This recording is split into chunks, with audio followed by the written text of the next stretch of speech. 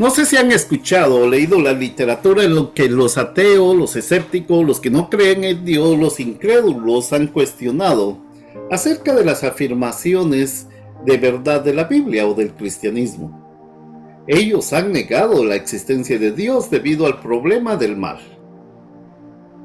Y ellos tienen fuertes argumentos que dicen así: ¿cómo ustedes pueden creer que hay un Dios soberano que también es bueno, ya que hay mal en este mundo?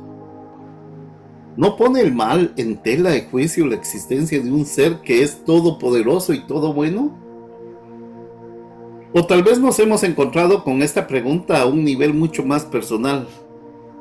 Fíjense, y eso hasta a mí me ha pasado, a cualquiera de ustedes estoy seguro que les ha pasado.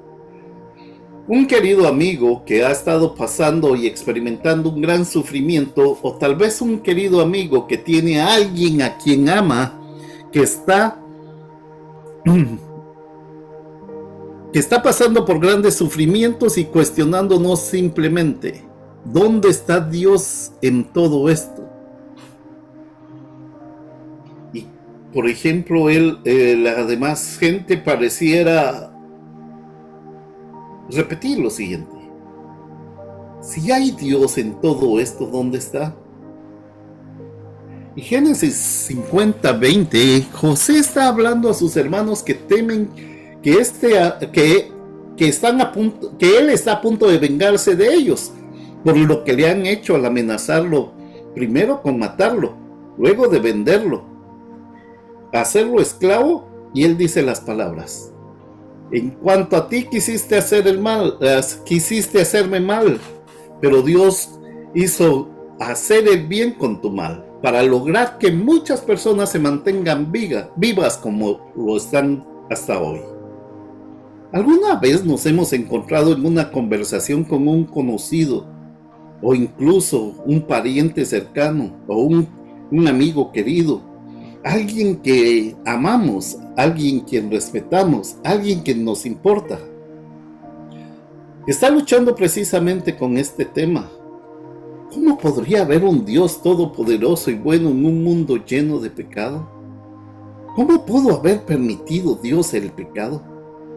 Y muy a menudo hacen esas preguntas no por curiosidad, no por jugar una especie de juegos de filosofía de segundo año con los cristianos. Están hablando desde su propia experiencia o de la experiencia de otras personas. Tal vez ha sido una experiencia de gran pérdida personal. Tal vez ha sido ver a alguien que ama soportar un mal y un sufrimiento casi indescriptible. Y a partir de eso comienza a preguntarse si pueden creer en Dios, si hay un Dios. ¿Cómo podría haber un Dios cuando las cosas son como son? No sé si ustedes han tenido esa conversación, pero yo la tenía cada semana en la universidad y en otros lados. ¿Cómo hacemos entonces para hablar con ese amigo respetuosamente, útilmente, claramente, y no entrar en una discusión que sea repetitiva y ofensiva? Lo que les sugiero es que tomen en serio la pregunta de ese amigo.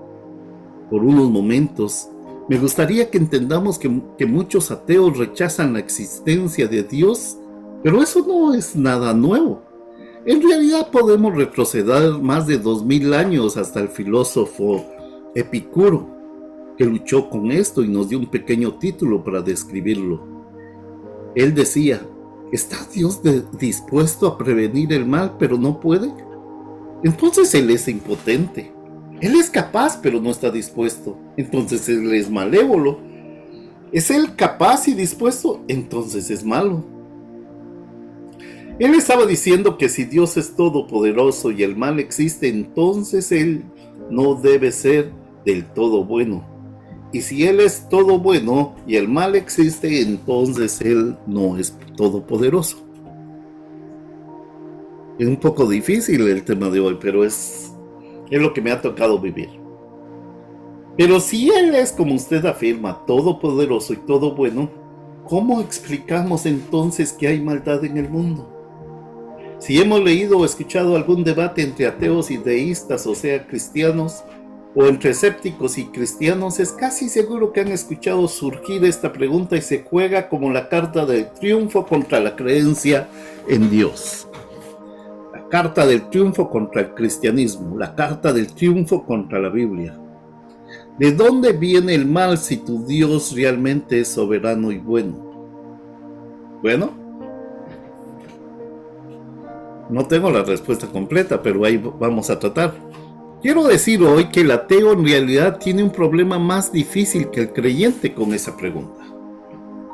Porque el sufrimiento y el mal son problemas más grandes que lo que ellos logran entender en su cosmovisión, que realmente lo que dicen las escrituras. Permítanme explicarles un poquito esto que está un poco difícil.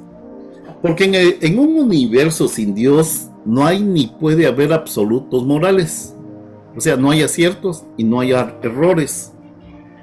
Y si no hay formas objetivas satisfactorias de distinguir entre el bien y el mal, por lo tanto, nada, absolutamente nada puede llamarse bueno o malo.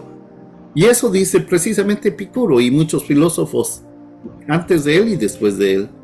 El bien y el mal es simplemente una afirmación arbitraria de la autoafirmación individual o de lo que nos ha dado la comunidad. O sea, son ideas construidas socialmente.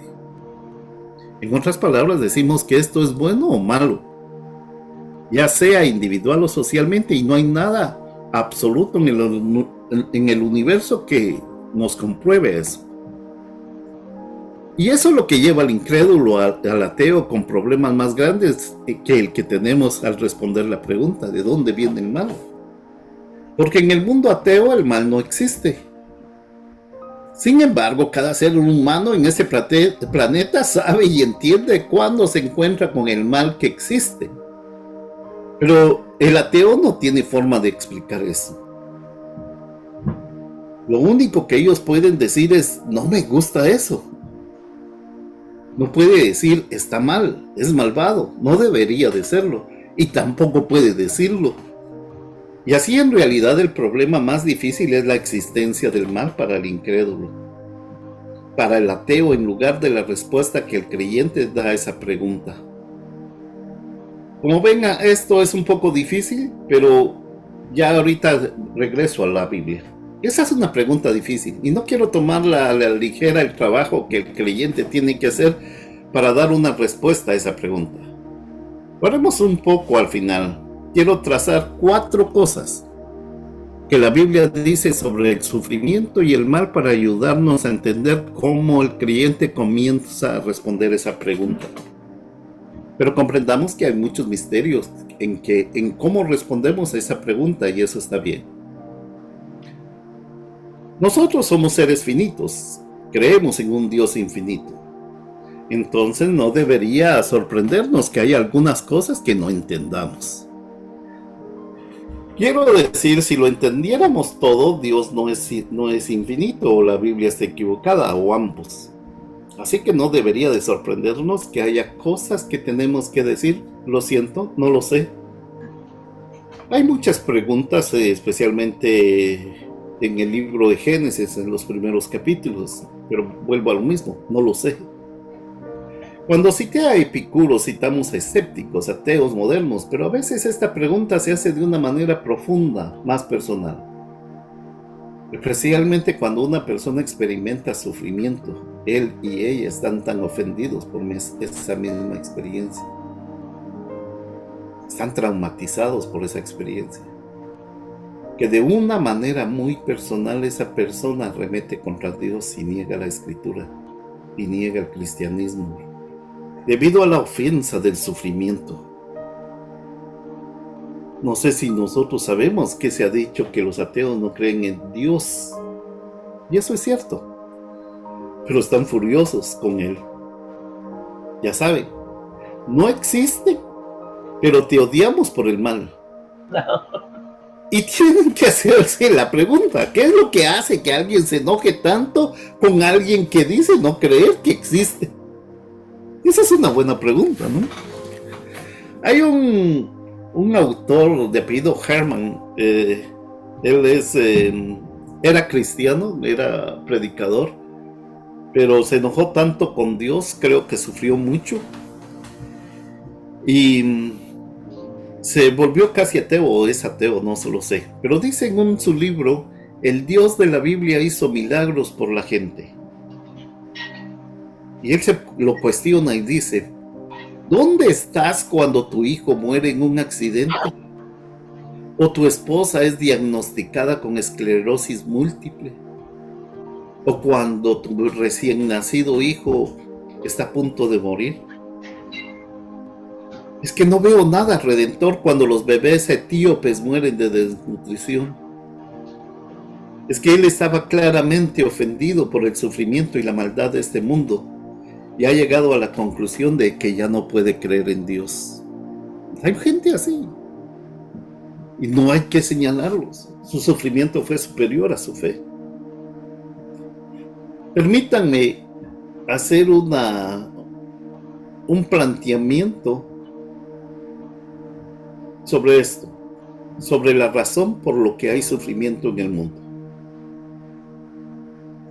Hay 4 cosas. La primera es esta, Génesis 3. Por favor, si alguien tiene Génesis 3, permítame, podría leer los versículos del 1 al 8, por favor.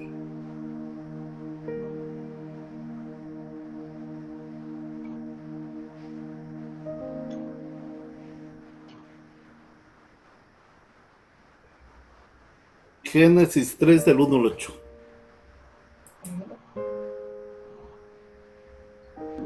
Desobediencia del hombre. ¿Sí?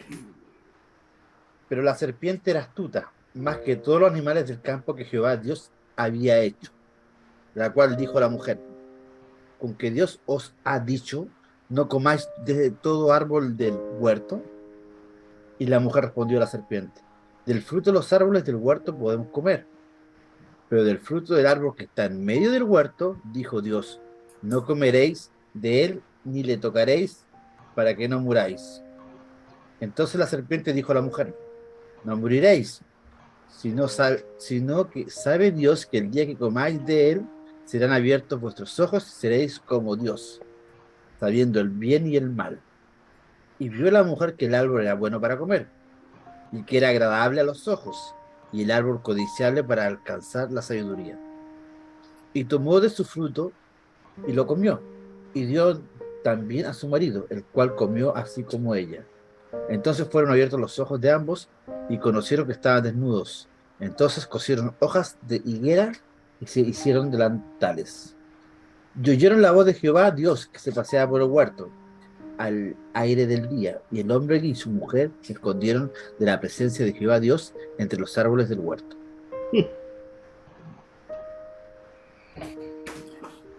Fíjense que en Génesis 1 y 2 nos había dicho que Dios creó este mundo bueno y lo declaró muy bueno.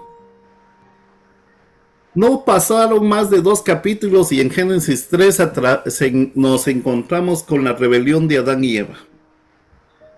Y desde aquí empiezo a pensar que el hombre es una dualidad, con un poco de luz y oscuridad. Y lo que se va a reflejar es lo que nosotros le damos de comer más. Si estamos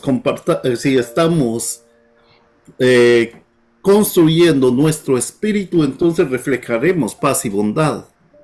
Pero si no estamos y estamos reproduciendo maldad, estamos entonces dándole de comer a la oscuridad. Pero a través de esa rebelión de Adán, a través de su incredulidad, a través de su orgullo, a través de su idolatría, el mundo entonces se hunde en el pecado. Y Génesis nos está diciendo la primera de las 4 cosas que la Biblia enseña sobre el sufrimiento. Y el mal que cambiaron la forma en que un cristiano experimenta y responde al mal y al sufrimiento de este mundo. Lo que nos está diciendo es esto: somos la razón por la que hay maldad en nuestro mundo. Nosotros produjimos. Nosotros hicimos que el mundo, que en el mundo hubiera mal. Nosotros lo dejamos entrar, lo alimentamos. Es muy importante para nosotros entender esto porque ni siquiera podemos abordar esta pregunta y distanciarnos de ella. Estaba leyendo esta semana en preparación de otro sermón el comentario de William Plummer sobre los salmos y me encontré con esta cita que dice: cada suspiro y gemido de la tierra o del infierno, cada clamor arrancado de la angustia de la conciencia es el fruto del pecado. Es que el pecado ha cavado cada tumba, construido cada prisión, incluso el pecado ha construido el infierno mismo. Él está diciendo que cada mal en este mundo que experimentamos es el resultado de dejar que el pecado entre en este mundo, atraer más pecado en el mundo. Estamos involucrados en eso personalmente.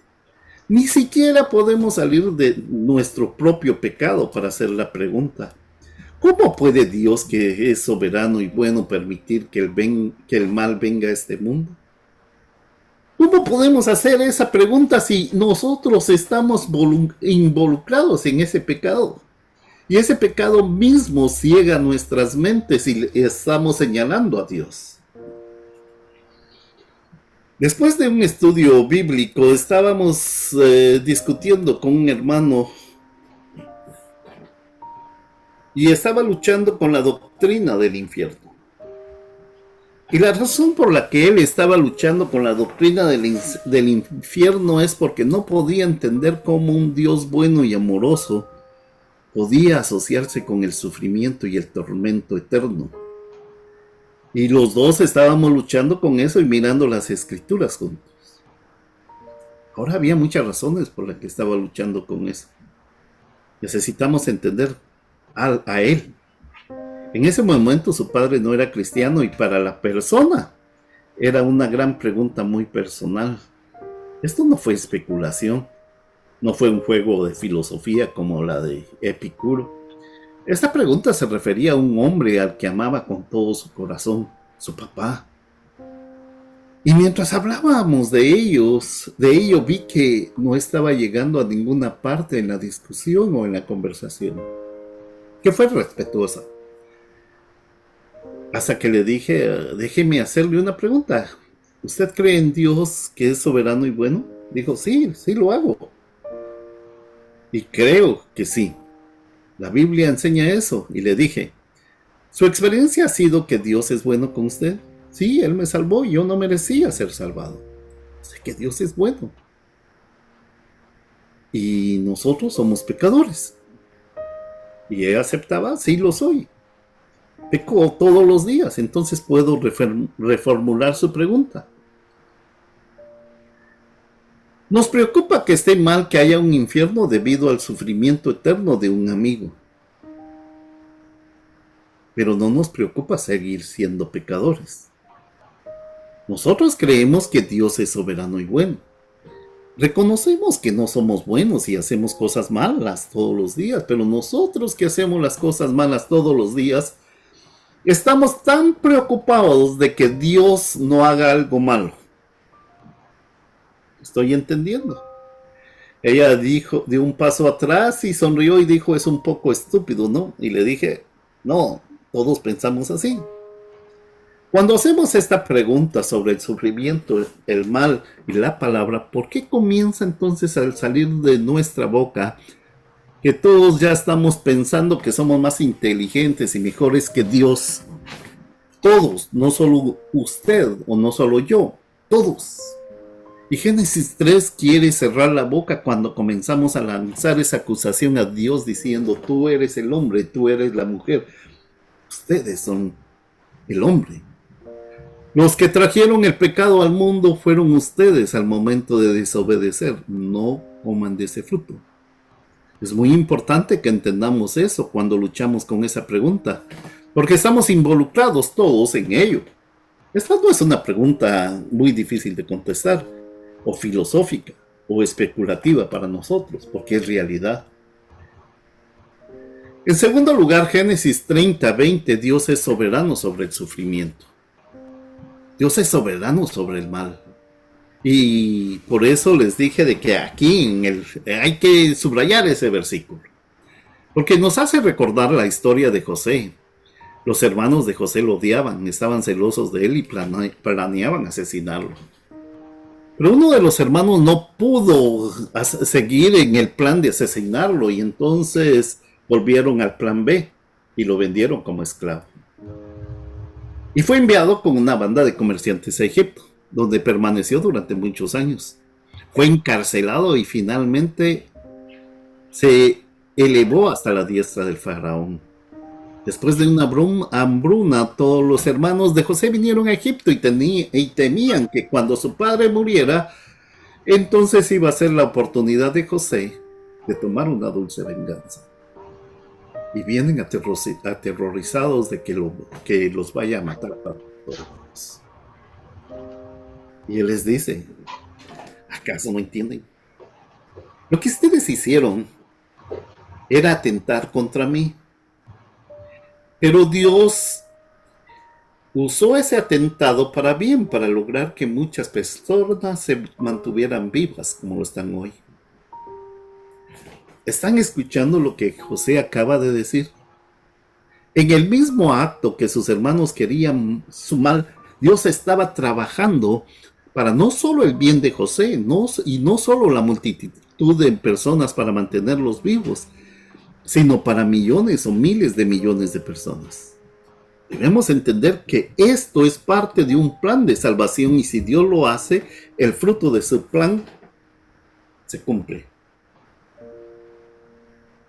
Y así, en este evento malvado, la agitación en una familia que conduce a un corazón asesino, la venta de un hermano como esclavo, Dios está justamente en medio de toda esa actividad, usando lo que significa mal para muchos, para bien de toda una comunidad.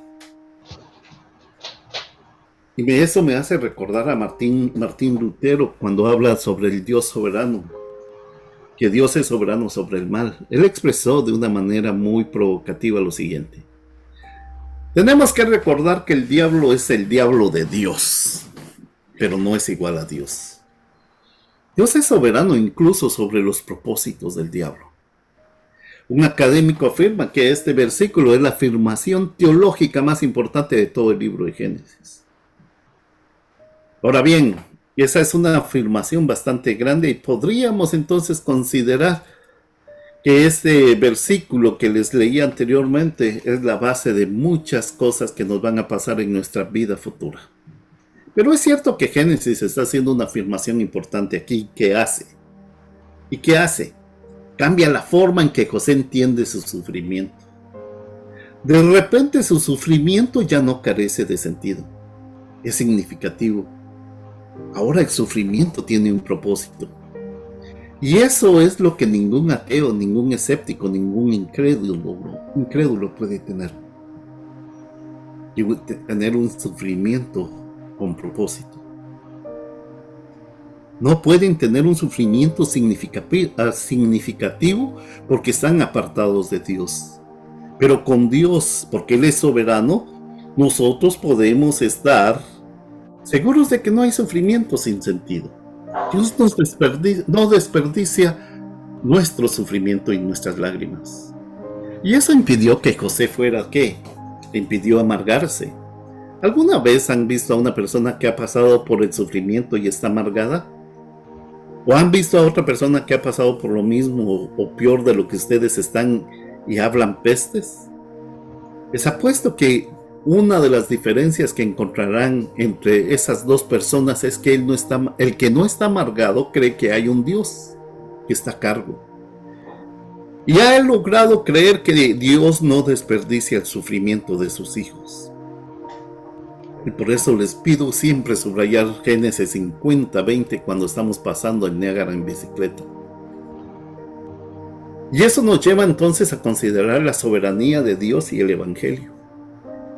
Alguien que me haga favor de ir a Hechos 2:22.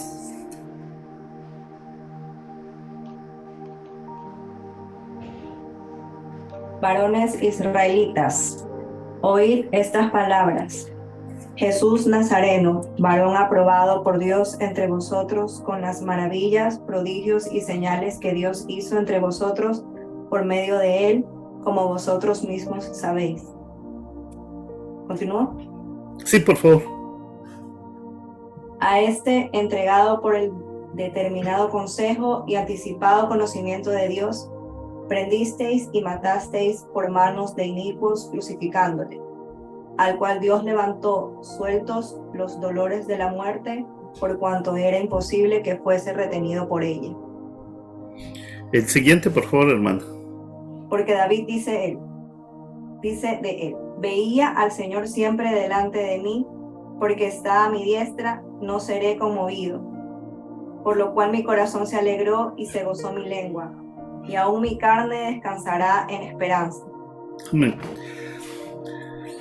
En el versículo 22 y 23, voy a cambiarlo porque no lo estoy leyendo de la Biblia, sino lo transformé con el objeto del sermón. Jesús de Nazaret, un hombre certificado por Dios con obras poderosas y prodigios y señales, que Dios hizo por medio de él en medio de nosotros, como nosotros mismos sabemos que Jesús, entregado de acuerdo con el plan definido, y la presencia de Dios, crucificado y asesinado por las manos de hombres sin ley.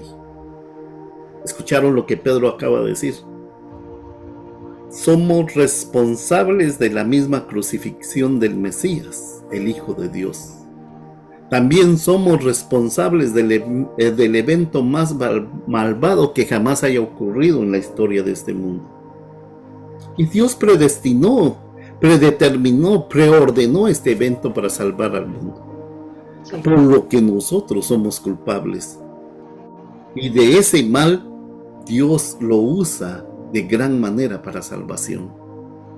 Lo que nos enseña ahí es que Dios no solo es el soberano sobre el mal, sino que triunfará sobre él y hará que todo esté bien, y lo hará a través de Jesús y lo hará a través de su evangelio. Los cristianos de todo el mundo lo celebran. Por eso tenemos una Semana Santa, aunque algunos ya se la han enviado por otro lado. ¿Por qué? Porque era el propósito de Dios redimir al mundo a través de Jesucristo. ¿No crees que Dios es soberano sobre el mal? Entonces pensemos un poco en la cruz. Y es por eso que al hablar con amigos queridos que amamos, queremos llevarlos de vuelta al Evangelio, porque solo en la cruz esta pregunta tiene sentido. ¿Acaso no podemos entender la respuesta correcta a esta pregunta? No podemos obtener ningún alivio del dolor de esta pregunta hasta que lleguemos al pie de la cruz y contemos con Cristo y contemos con el Evangelio, porque el Rey que cantamos, Hosana, Hosana, bendito el que viene en el nombre del Señor, vino a Jerusalén para sufrir y morir. Ese es el Rey que amamos y servimos. Él vino a sufrir y morir, y en eso nos mostró que no hay ninguna onza de nuestro sufrimiento que Dios tenga la intención de desperdiciar, sino que todo lo usa para bien. Y eso me lleva entonces a considerar que Dios obliga al mal a servir a su gloria y a nuestro bien. Alguien que lea, por favor, Romanos 8:28.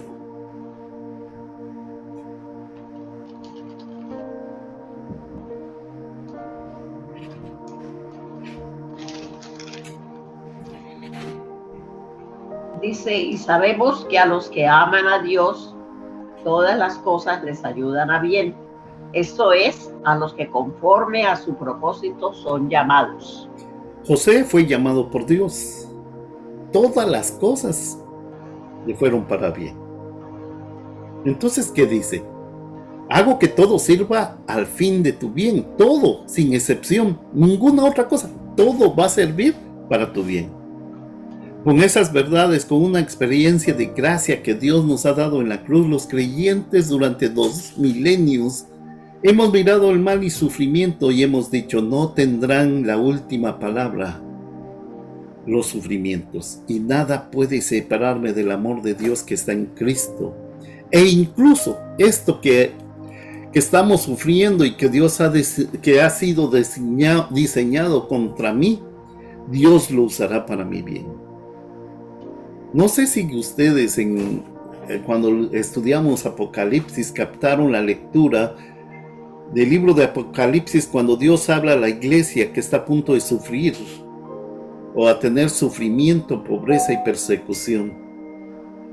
Jesús le dijo a la iglesia, van a tener una corona de vida después de haber pasado por el sufrimiento, porque Dios no va a desperdiciar tu sufrimiento. No, el cristianismo no es derrotado por el sufrimiento y el mal. Solo el cristianismo explica que hay maldad y no es solo nuestra referencia, porque existe la maldad y la hemos vivido y tomado. No solo preferimos llamarlo malo o bueno, es malo o bueno. El cristianismo redime el sufrimiento de la falta de sentido y nada más puede suceder. Esto es lo que les he estado preparando durante 2 semanas. Salido de Génesis 50-20, es un resumen en sí de todo el Génesis como reflexión para finalizar el estudio bíblico. Me reafirma esto en lo que yo siempre he creído, que todas las cosas, por muy malas que parezcan, son para beneficio nuestro. Amén. Muy malas que parezcan. En el momento. Es que se da cuenta de que todo salió bien, porque al principio le parecía a uno que estaba mal. Pero todo lo ayuda a Dios, lo pone de una manera que todos, como dice Romanos 8, ¿no? Que a todo el que cree ayuda bien. Es verdad. Solo hay una condicionante. Hay que creer. Hay que creer ya. Y el problema de creer es profundo. No es solamente considerar qué, sino es creer. Con todo el corazón, con toda nuestra alma, con toda nuestra mente. Pastor, una consulta. ¿Sí? Pero acá en el Romanos 8:28 dice, sabemos que Dios dispone de todas las cosas para el bien de quienes lo aman, a los cuales Él ha llamado de acuerdo con su propósito. Sí. A sus elegidos. A José, por eso ponía el ejemplo. Funciona todo. Perdón, no le escuché la Que última. los que no les funciona todo. I am sorry. Por eso tenemos que predicar el evangelio, hermano. Mire. Yo creo, pastor, que ahí a lo que no les funciona todo, de acuerdo a nuestra perspectiva, que no nos funciona todo lo que nosotros queríamos, lo que nosotros esperábamos, o de lo que nosotros pensábamos que tenía que ser de esta forma. Yo pienso que es ahí cuando viene el disappointment de lo que nosotros estábamos, la expectativa. Mientras Sí, lo que tenía el Señor es de una manera, entonces yo creo que ahí viene, o no me salió, o el Señor no me escuchó, o el Señor no me entiende, o el Señor no me responde. Porque yo he aprendido en el camino a porrazos, no le digo que ha sido fácil, de que el Señor, una vez yo estaba de testaruda en algo, y le reclamaba al Señor con pena, que por qué no me escuchaba, y me acuerdo que un pastor me dio una palabra y me dice que el Señor, muchas veces me dice, el Señor te dice de que a veces Él dice que no, y otras veces dice que sí, pero en su tiempo, no en el tuyo, y no como tú quieras. Y fue la única vez que a mí me quedó claro, aunque yo ya lo había leído en devocionales y todo eso, pero para mí ese mensaje en ese momento directo para mí. Y lo entendí de que en ese momento el Señor me dio a entender de que yo estoy mirando con mis ojos físicos y estoy viendo lo que yo pienso que va a pasar y como yo lo quiero. Pero por lo que yo estoy llorando ahora, en este momento, Él me dice, ok, tú quieres esto, te lo doy ya ahora, tal como tú me lo estás pidiendo, en estas circunstancias. Y yo me di cuenta que no, o sea, que si eran esas circunstancias que yo tanto lo quería, sí, iba a ser para mi destrucción, iba a ser, no, le dije, Señor, me arrepiento, no lo quiero en este momento, no lo quiero así. O sea, yo quería que fuera todo perfecto, pero a mi momento, a como yo quería. Entonces aprendí que el Señor ve las cosas más allá de lo que nosotros siquiera podemos imaginarnos. Y desde ahí viene la desilusión, por así decir, nosotros de poder decir, oh, el Señor no me escuchó, oh, el Señor no me respondió. Él dice que Él siempre nos da mayormente abundante de lo que pedimos, de acuerdo a su voluntad. Él nunca nos quita algo para darnos algo peor, no, siempre va a ser mejor. Siempre, entonces, yo creo que viene más de ese lado, de que nosotros nos desengañamos de que, no me dio lo que yo quería, pero resulta que Él tiene otra cosa en mente, o Él ya vio lo que nosotros en nuestro ojo humano o entendimiento humano ni siquiera se nos puede imaginar qué podría pasar con esta situación. Oh, me da esto ahora, pero resulta que este paquetito viene con un montón de cosas que nosotros no estamos viendo, que nos van a hacer llorar, que nos va a traer destrucción, porque dice que la bendición de Dios no empobrece ni añade tristeza. Entonces yo he aprendido que más que nada tiene que ver con lo que nosotros queremos, y ese berrinche de que el Señor no me dio lo que yo quería, pero jamás cuestionamos de decirnos, ¿sabes qué? No me lo dio porque de seguro no está de acuerdo a sus planes. Yo creo que cuesta mucho que a uno de nosotros nos salga esa proclamación de cuando el Señor no nos responde algo. Hay dos cosas de lo que usted tiene que quiero aumentar, y tiene mucha razón. Soberanía de Dios. Cuando nosotros tomamos la decisión de hacer algo, ni contamos con Dios. Así es. No le pedimos autorización, no. Preguntamos. Ya cuando estamos montados en el macho y nos va mal, y estamos en medio del río, Señor, tú no me estás dando lo que yo te pedí. O los lamentamos de por qué, Señor, me pasó, por qué, Señor, me pasó esto. Segundo, yo te pedí, Señor, si yo fui en tu nombre. Segundo, mi objetivo no es herir a nadie, sino que reflexionemos todos. Hablamos de que nosotros queremos ser obedientes a Dios y no tenemos una disciplina de lectura de su palabra.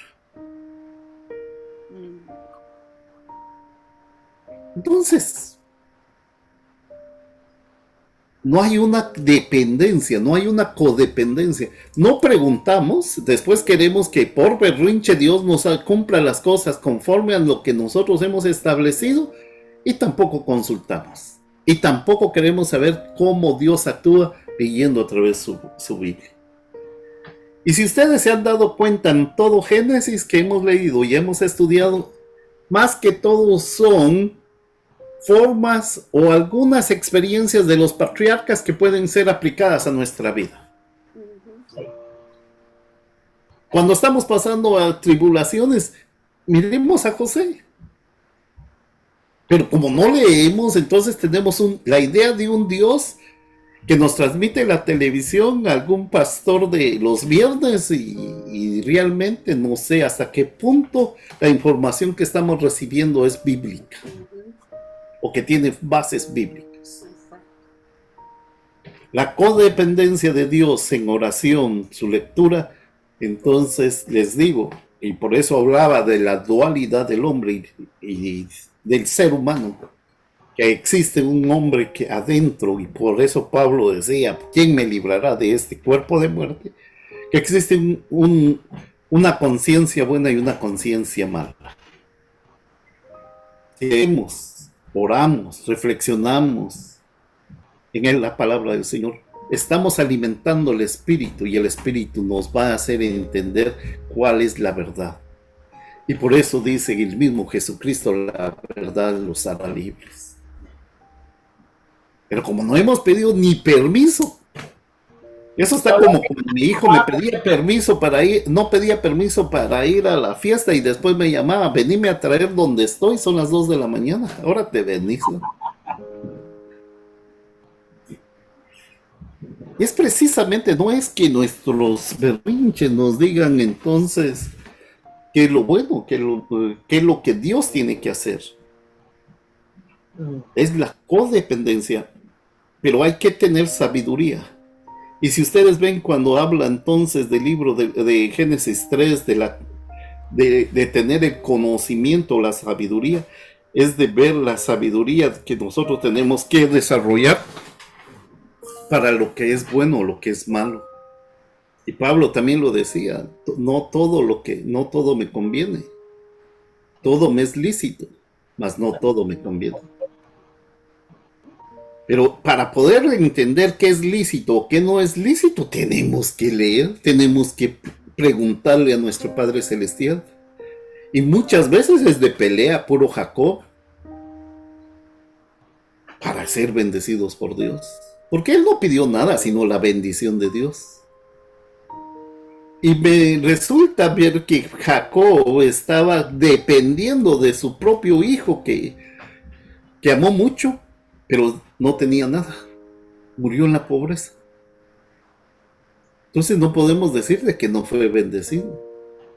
No puedo medir a través de tener o no tener que fue bendecido, ¿no? La bendición de Dios fue que iban a ser grandes hombres dentro de las naciones que se iban a crear. No más. Pero todo eso tenemos que leerlo, adecuarlo. Un día me pasó algo que me dio risa y me dice alguien que no sé hasta qué punto puede ser cristiano o no. Pastor, ¿podemos votar para ver si tomamos o no la Santa Cena? No, o sea, no hemos entendido hasta qué punto entonces el sacrificio de Jesucristo estamos nosotros celebrando o cuál ha sido el conocimiento exacto de esto. ¿Cuál es el reflejo de esa salvación? Porque no leemos, no estudiamos, no queremos aprender. Y después entonces hacemos berrinche. Se tiene que hacer esto porque eso es lo que yo considero. Pero no es lo que puede ser que los demás consideren o que Dios lo está haciendo o esté solicitando. Yo creo que un mosquito me vino a avisar de que ya estoy hablando mucho y ustedes no.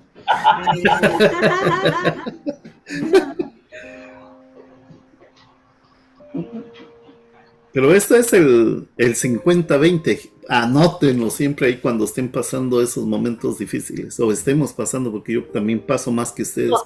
Son tres cosas que digo yo que son tres cosas que Dios cuando contesta, Él siempre contesta las oraciones, Él siempre las contesta, nunca deja de contestarlas, pero lo que pasa es que a veces nos dice sí, otras veces nos dice no, u otras veces nos dice espera. Y nosotros tenemos que atender a todas las tres cosas que Dios quiere. Si es que creemos en Él y esperamos en Él, confiamos en Él y dependemos de Él. Pero vuelvo a insistir, entonces tenemos que que considerar la soberanía de Dios sobre nuestras vidas. Exacto. Porque si no, no va a funcionar nunca.